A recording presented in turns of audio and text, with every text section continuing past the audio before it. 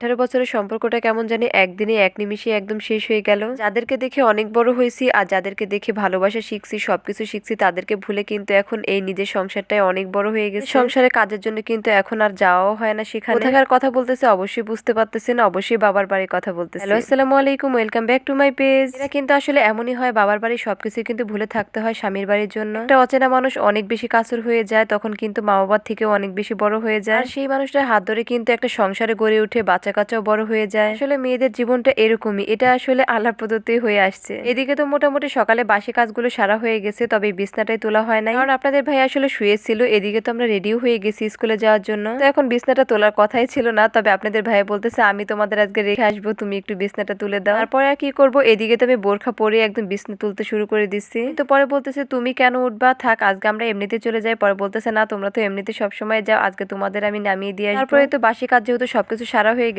বিছনাটা না তুললে কিন্তু একদমই ভালো লাগতো না। এই জন্য কিন্তু আমি সবকিছু একদম সুন্দর করে গুছিয়ে রেখে যাচ্ছি। আমি কিন্তু বাসায় আসলে বেশি সময় দিতেই পারি না, মানে স্কুলে অর্ধেক টাইম চলে যায়। তবে মেয়ের স্কুল যখন ছুটি থাকে তখন কিন্তু আমার অনেক বেশি কাজ চেপে যায়, কারণ সারা সপ্তাহের কাজ কিন্তু আমার তখন ওই দিনে করতে হয়। এদিকে যেহেতু অনেক বেশি ঠান্ডা পড়ে গেছে, ফ্লোরে কিন্তু একদম জুতা ছাড়া হাঁটাই যায় না। তারপরে তো দেখি বিছনাটা অনেকটা এলোমেলো হয়ে আছে, বিছনাটা একদম সমান করে ফেললাম। এদিকে তো চোরের অত্যাচারে কিন্তু জানলার সাইডে একদম মোবাইলে রাখা যায় না, তো আমি কিন্তু আসলে সময় সময় যখনই থাকি না কেন একদমই কিন্তু বিছনার উপর মোবাইলটা রাখি না। যেহেতু এদিকে বাসায়ও থাকবো না, এদিকে সব জানালা কিন্তু খোলাও থাকবে, এই জন্য কিন্তু আমি মোবাইলটা সরিয়ে রেখে দিলাম। এদিকে তো স্কুল থেকে আসার পর আমার এমন অবস্থা, মানে মোটামুটি দুপুরে খাবার হয়ে গেছে, মানে একটু টকটক কিছু খেতে ইচ্ছে করছে। এদিকে তো বাসায় আচার বানানো ছিল, তবে আমার কাছে মনে হলো একটু আমলকি খাই, আর আমলকিটা কিন্তু খাওয়া শরীরের জন্য অনেক বেশি উপকারী। আমলকি খেলে কিন্তু চুল ওঠা বন্ধ হয় এবং স্কিনের জন্য কিন্তু অনেক ভালো, আর একদমই কিন্তু চুল পড়বে না। আমলকি যেমন আমাদের একদম মাথায় স্ক্যাল্পেও লাগায়, তারপরে তেলেতেও দিই, তারপরে কিন্তু এটা খাওয়াও কিন্তু অনেক বেশি উপকারী। বিশ্বাস করবেন না, আমলকিটা এত বেশি টক, আমার মেয়ে তো একদম খেয়ে ফিট হয়ে গেছে। তবে আমারও খেতে অনেক বেশি কষ্ট হচ্ছিল, কিন্তু কি আর করব, খাওয়া তো অনেক বেশি উপকারী। এটা কিন্তু একটাই আমরা মা মেয়ে দুইজনে শেষ করে ফেলবো। এখানে তো এমনিতে খাওয়াই যাবে না, বিট লবণ দিয়ে কিন্তু দুইজনে একটাই শেষ করতে পারছি না। তবে আমার মেয়ে যেহেতু এমনিতেও খায় না, তবে আমার খাওয়া দেখে একটু একটু ট্রাই করতেছে, যদিও আসলে খাওয়া কিন্তু বাচ্চাদের জন্য অনেক ভালো। তবে আমি বলতেছি তুমি চেষ্টা করো, দেখবে অনেক বেশি ভালো লাগে। আর এটা খাবার পর যখন পানি একটু মিষ্টি মিষ্টি লাগে তখন কিন্তু অনেক বেশি ভালো লাগে। এদিকে তো আমলকি খাওয়ার পর দুই চোখ একদম তাকাতেই পাচ্ছিলাম না, এত বেশি টক যে দুই চোখই বন্ধ করতে হচ্ছে। তারপরে তো হায় আর একটা তুলছে, আর এটা তো আমি খেতেই পারবো না। পরে বলতেছে আমি একটাই খাইছি আর খেতে পারবো না। তারপরে তো মামে গল্প করতে করতে কিন্তু 4টার মতো বেজে গেছে, আর তারপরে কিন্তু হায় মাদ্রাসাও চলে গেছিল। আমাদের ভাইয়া যেহেতু ডিউটি চলতেছে, পরে ভাবলাম যে আমি মেয়েকে গিয়ে একটু নিয়েও আসি। আমাদের মোটামুটি বিকালে ট্যুরও শেষ হয়ে গেছে, এখন কিন্তু রান্না বান্নার কাজে চলে আসছি। এদিকে তো সন্ধ্যা নাস্তা তৈরি করতে হবে। আমার মেয়ে বলতেছে মাম্মা আজকে পাস্তা তৈরি করো, তো এটা আমাদের সবারই অনেক বেশি পছন্দের, এই জন্য কিন্তু পাস্তাটাই বেছে নিলাম। আজকে কিন্তু অনেক মজা করে পাস্তাটা তৈরি করব।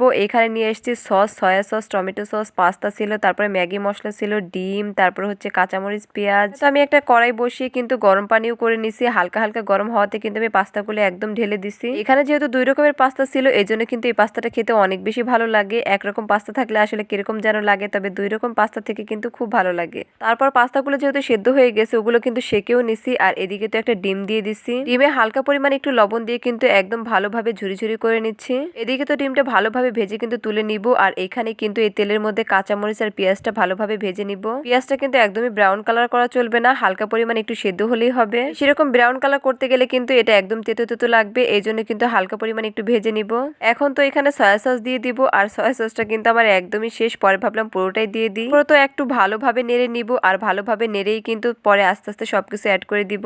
এখানে তো ভালোভাবে মিশানোর পর যে একদম পাস্তাগুলো ছিল সেগুলো কিন্তু আমি সুন্দর করে দিয়ে দিচ্ছি। পাস্তাটা দেওয়ার পর কিন্তু এটা ভালোভাবে একদম মিশিয়ে নিব, যেন একদম সয়া সসটা প্রত্যেকটা পাস্তার গায়ে গায়ে লেগে যায়। পাস্তাটা যখন অনেকটাই একদম ভালোভাবে মিশে যাবে, তারপরে কিন্তু এখানে ডিমগুলো অ্যাড করে দিব। ডিমের সাথে তো অনেকগুলো তেলও ছিল, পরে ভাবলাম যে সবকিছু একসাথে ঢেলে দিই। এদিকে তো আজকে একটা ডিম দিয়ে পাস্তাটা তৈরি করব, আর পাস্তাটা খেতে কিন্তু সসের জন্য অনেক বেশি মজা লাগবে। আস্তে আস্তে কিন্তু সব সসগুলো অ্যাড করে দিব। এখানে তো ম্যাজিক মশলাটা ঢেলে দিচ্ছি, আর এইখানে তো আমার প্যাকেটটা এত ছোট হয়ে গেছে কাটা যে মশলা বেরই হচ্ছিল না। তারপর অবশেষে ভালো করে কেটে কিন্তু আমি একদম সব মশলাগুলো ঢেলে দিছি, আর এখন কিন্তু আরেকটু নেড়ে নিব। আমি কিন্তু চুলার সুইচটা অনেকটাই কমিয়ে দিছি, কারণ তা না হলে দেখা গেছে একদমই পুড়ে যাবে। আস্তে আস্তে সব মশলাগুলো অ্যাড করে দিচ্ছি। যেহেতু মোটামুটি সবকিছু দেওয়া কমপ্লিট হয়ে গেছে, এখন দিয়ে দিব হচ্ছে টমেটো সস। তারপরও কিন্তু এখনো দেওয়া শেষ হয়নি, আর একটা উপাদান কিন্তু বাকি আছে। এই পাস্তাটা কিন্তু মেন উপকরণ হচ্ছে সেটা, যেটা আমি একটু পরে দিয়ে দিব। এখানে তো একদম টমেটো সস দেওয়ার পর মিশিয়ে নিছি, আর এখনই কিন্তু দিয়ে দিব সেটা।